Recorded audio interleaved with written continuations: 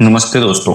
आज हम class 12 physics का एक बहुत ही इंपॉर्टेंट टॉपिक पढ़ने वाले हैं जिसका नाम है वैद्युत द्विध्रुव। ये topic exam point of view से बहुत इंपॉर्टेंट है और 13 फरवरी के बोर्ड पेपर में इससे रिलेटेड क्वेश्चन आने के बहुत ज्यादा चांसेस हैं।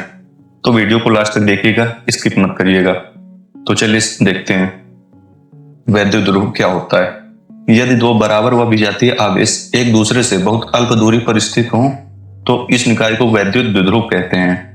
फिर है, माना AB कोई वैद्युत द्विध्रुव है जो प्लस Q व माइनस Q आवेशों से मिलकर बना है। दोनों आवेशों के बीच की दूरी 2L है।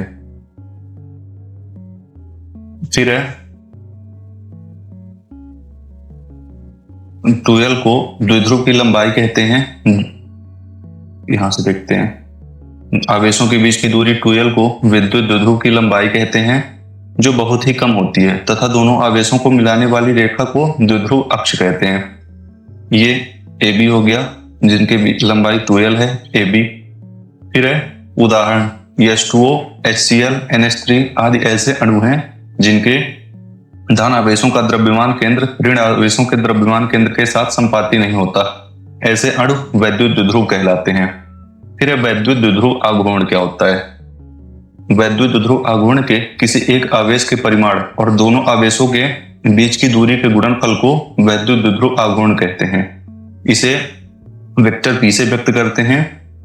यदि प्लस Q और माइनस Q आवेशों से निर्मित वैद्युत द्विध्रुव की लंबाई 2L हो तो वैद्युत द्विध्रुव आघूर्ण का परिमाण P = Q × 2L होता है, जहां P = 2 केवल हो जाता है। फिर है सदिश रूप में, तो vector P = Q × vector 2L। वैद्युत द्विध्रुव आघूर्ण एक सदिश राशि है। इसकी दिशा ऋण आवेश से धन आवेश की ओर होती है।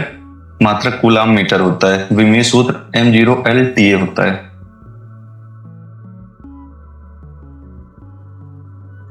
फिर है, एक आदर्श द्विध्रुव की कोई आकार नहीं होता है, यह लगभग बिंदु द्विध्रुव होता है।